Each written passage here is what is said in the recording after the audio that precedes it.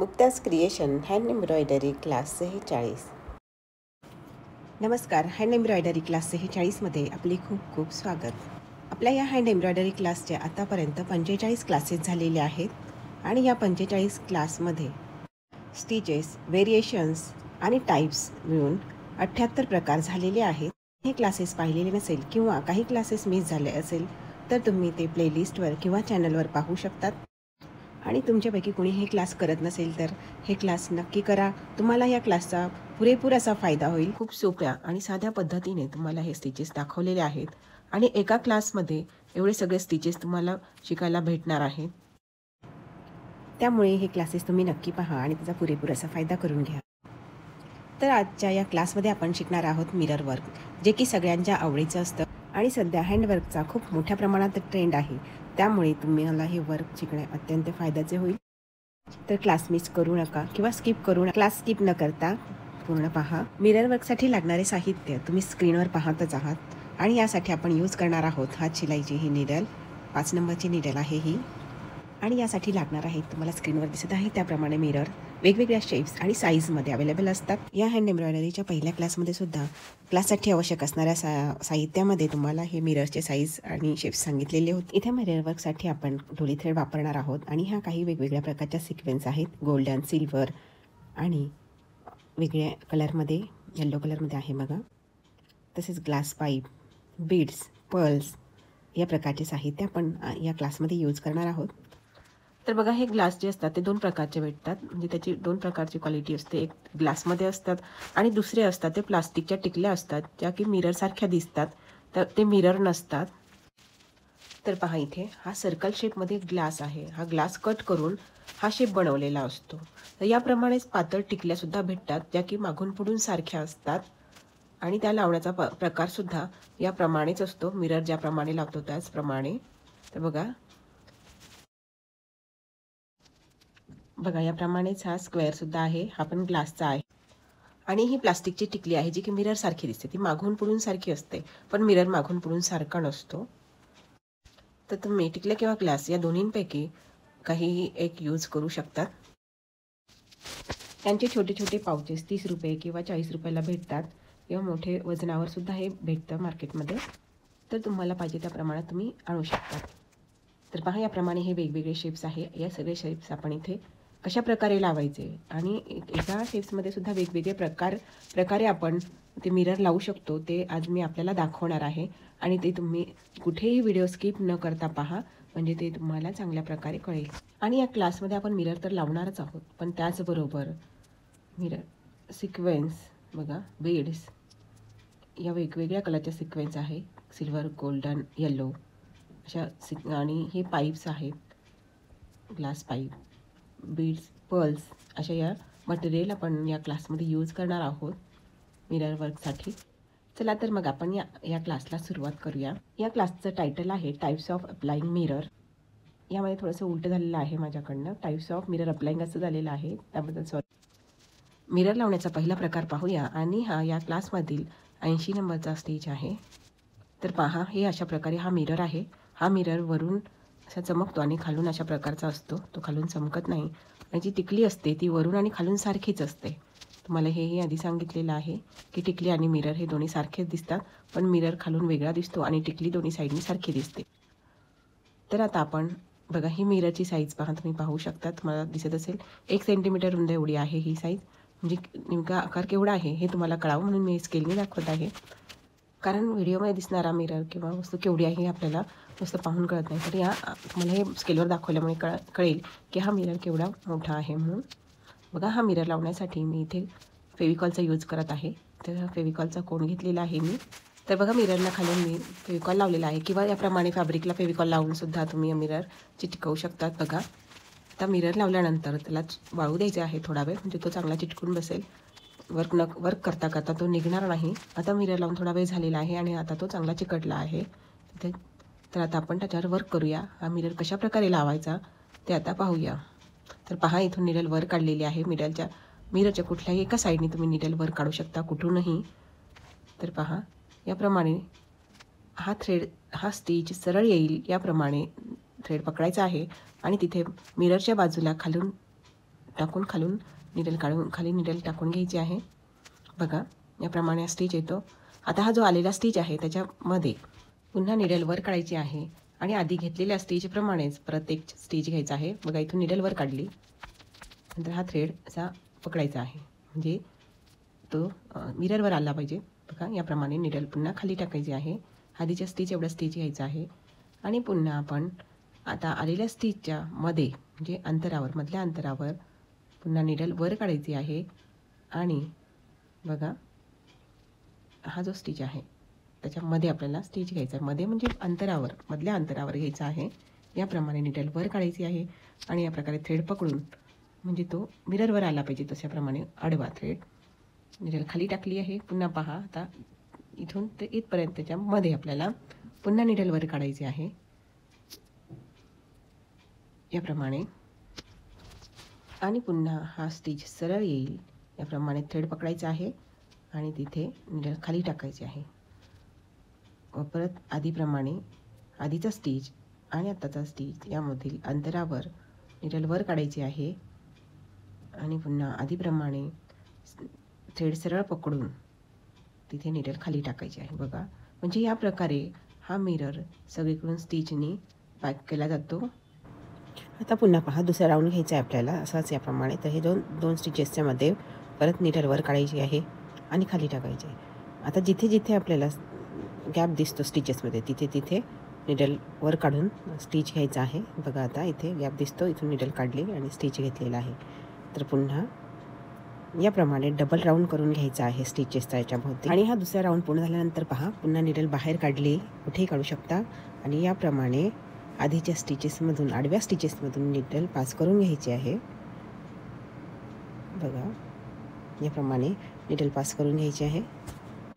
पुन्हा पहा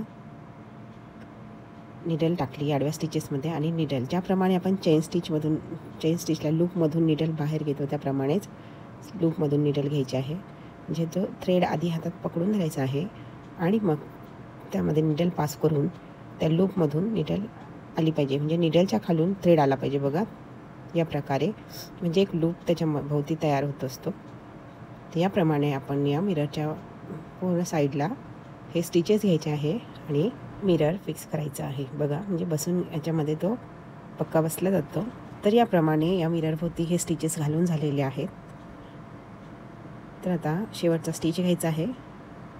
हा शेवटचा स्टिच आहे आणि आता निडल खाली टाकून घ्यायचे आहे आणि गाठ मारायची आहे. तर अशा प्रकारे फॅब्रिकवर सर्कल शेपमधील मिरर आपण लावू शकतो. हा अगदी घट्ट बसतो, तो यातून निघत नाही. सर्कल शेप लावण्याचा आणखी एक प्रकार मी तुम्हाला दाखवणार आहे. तर बघा त्यासाठी हा मोठा मिरर घेतलेला आहे. हा सुद्धा आधीच्या मिररप्रमाणे फेविकॉलने चिटकून घ्यायचा आहे. बघा मिररला किंवा तुम्ही फॅब्रिकवर फेविकॉल लावून तो चिटकून घ्यायचा आहे आणि थोडा वेळ सोडून द्यायचा आहे तो वाळेपर्यंत. पहा आता हा मिरर चिटकलेला आहे. आता हा निघणार, म्हणजे त्याला धक्का लागला तरी हा हलणार नाही. तर आता बघा हा मिरर लावण्यासाठी याप्रमाणे पॉईंट्स घ्यायचे आहे. बघा म्हणजे तुम्हाला कळावेत म्हणून, म्हणजे चांगल्या प्रकारे लक्षात राहावेत म्हणून. पॉईंट नाही घेतले तरी चालतात, तिथे तुम्ही डायरेक्ट स्टिचेस घेऊ शकतात. आणि हे 4 पॉईंट्स घेतल्यानंतर परत त्या 4ही पॉईंटच्या मध्ये पुन्हा एक पॉईंट घ्यायचा आहे.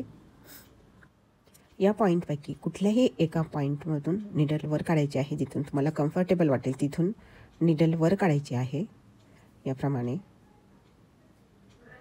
आणि त्याच्या विरुद्ध म्हणजे विरुद्ध जो पॉईंट आहे दुसऱ्या साईडला तिथे निडल खाली टाकायची आहे. आता पुन्हा एक पॉईंट सोडून निडल वर काढायची आहे आणि आधीप्रमाणेच त्याच्या विरुद्ध पॉईंटला निडल खाली टाकायची आहे याप्रमाणे. यानंतर आता जे उरलेले पॉईंट्स आहे त्याच्यामधून निडल वर काढायची आणि विरुद्ध दिशेला खाली टाकायची. आता हा शेवटचा जो पॉईंट राहिलेला आहे तिथे आपण निडल वर काढायची आहे आणि या सेंटरमधून निडल पास करून घेऊन बघा याप्रमाणे पास करायची आहे आणि याला एक आडी घ्यायची आहे. म्हणजे आता बाहेर समोर काढली पण पुन्हा मागे निडल घेऊन तिथूनच निडल बाहेर काढायची आहे. याप्रमाणे एक आडी बसते, म्हणजे ते घट्ट होतात ते बाकीचे थ्रेड्स, आणि निडल या पॉईंटमधून खाली टाकायचे. तर याप्रमाणे हा मिरर सगळीकडून बांधून घेतला जातो. यानंतर पहा, यातील कुठल्याही एका पॉईंटच्या तिथून निडल वर काढायची आहे. बघा तुम्ही, तर एकदम पॉईंटवरून निडल न काढता पॉईंटच्या थोडंसं अलीकडून किंवा पलीकडून कुठल्या एका साईडने तुम्ही निडल वर काढू शकता. बघा, आता ज्या साईडने निडल वर काढली आहे त्याच्या विरुद्ध साईडनी स्टिचच्या मध्ये निडल टाकून घ्यायची. बघा, तुम्हाला दिसतच आहे एक लूप तयार झालेला आहे आणि त्या लूपमधून निडल काढलेली आहे. आणि असं केल्यानंतर बघा, तुम्हाला दिसतच आहे जो आडवा स्टिच होता त्याला एक आडी बसलेली आहे. पहा, तर आता आपल्याला पुन्हा पहा, बघा हा जो आडवा स्टिच आहे त्याला एक आडी बसलेली आहे. तर या स्टिचच्या आधी आपण निडल वर बाहेर काढलेली एक आडी घेतली आहे आणि आता निडल पुन्हा या स्टिचच्या दुसऱ्या साईडला खाली टाकायची आहे. बघा, आपल्याला पहा याप्रमाणे निडल खाली टाकायची आहे. तर पुन्हा आता आधी स्टिच निडल बाहेर काढली होती त्याच्या बाजूला पुन्हा निडल बाहेर काढायची आहे आणि आधीच्या प्रमाणेच आता मी निडल फक्त उलट्या साईडने टाकलेली आहे, कारण टोक टाकल्यानंतर थोडंसं काढायला अवघड जातं. बघा, याप्रमाणे लूपमधून निडल बाहेर काढलेली आहे आणि आधी आपण जिथे निडल टाकली होती, हा स्टिच जिथे आपण खाली टाकला होता, बघा इथे निडल खाली टाकली होती त्याच्याच थोड्याशा बाजूला ही निडल पुन्हा टाकलेली आहे. तर हा प्रमाणे आडी घेतलेला हा दुसरा स्टिच तयार झालेला आहे, इथे तुम्हाला दिसतच आहे. तर याप्रमाणे आणखी एक स्टिच आपल्याला घ्यायचा आहे या लाईनवर. तर तुमच्या लक्षात आलंच असेल. बघा, त्या स्टिचच्या अलीकडून एका साईडने निडल वर काढायची आहे आणि पुन्हा आडी घेऊन आडव्या स्टिचला आडी घ्यायची आहे.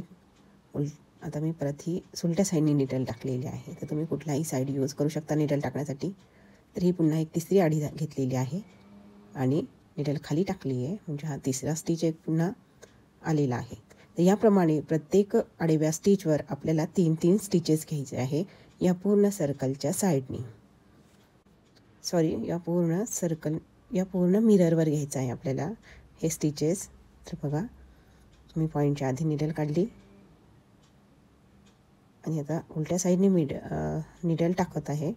उलट्या साईडने निडल टाकून त्याला आडी बसलेली आहे आणि यानंतर ज्या साईडने निडल काढली त्याच्या विरुद्ध साईडला जे पॉईंटच्या दुसऱ्या साईडला निडल खाली टाकत आहे. याप्रमाणे या रेषेवर हा स्टिच मिळून 3 स्टिचेस घ्यायचे आहे, म्हणजे आणखी 2 स्टिचेस घ्यायचे आहेत. आधी आपण ज्याप्रमाणे 3 स्टिचेस घेतले होते त्याचप्रमाणे आता हे सगळे स्टिचेस घ्यायचे आहेत. म्हणजे आता एकूण बघा किती स्टिचेस आहे, म्हणजे एकूण 8 स्टिचेस आहे आणि या 8 स्टिचेसवर जे 8 थ्रेड्स आहेत त्या 8 थ्रेड्सवर आपल्याला हे 3-3 स्टिचेस घ्यायचे आहे आणि हा मिरर फिक्स करायचा आहे. तर तुम्हाला आता हे स्पीडनी दाखवते. तर पहा, तुम्ही बघतच आहात किती सुंदर असा हा प्रकार आहे हा मिरर लावण्याचा. तर मोठ्या आकाराचे मिरर तुम्ही या प्रकारे अगदी सहजपणे लावू शकतात. मोठ्या आकार असल्यामुळे या पद्धतीने लावलेले ते मिरर्स अगदी घट्ट राहू शकतात. स्क्वेअर शेपचा मिररसुद्धा या प्रकारे तुम्ही लावू शकतात. स्क्वेअर शेपचे मिरर लावण्याचे आणखी काही प्रकार मी आपल्याला दाखवणार आहे, तर तुम्ही व्हिडिओ स्किप न करता व्हिडिओ पहा. स्क्वेअर शेपचे प्रकार मी तुम्हाला आणखी पुढच्या व्हिडिओमध्ये दाखवणार आहे, तर व्हिडिओ चुकवू नका, नक्की पहा.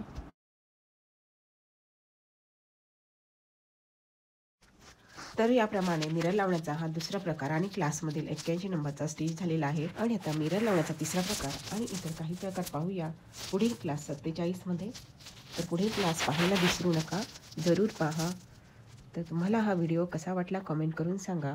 आवडल्यास लाईक करा आणि आवश्यक असल्यास शेअर करा. तसेच चॅनलला कोणी सबस्क्राईब केलेले नसेल तर चॅनलला सबस्क्राईब करा आणि बेल आयकॉन प्रेस करा. व्हिडिओ पूर्ण पाहिल्याबद्दल खूप खूप धन्यवाद. भेटूया पुढील क्लास 47 मध्ये. धन्यवाद.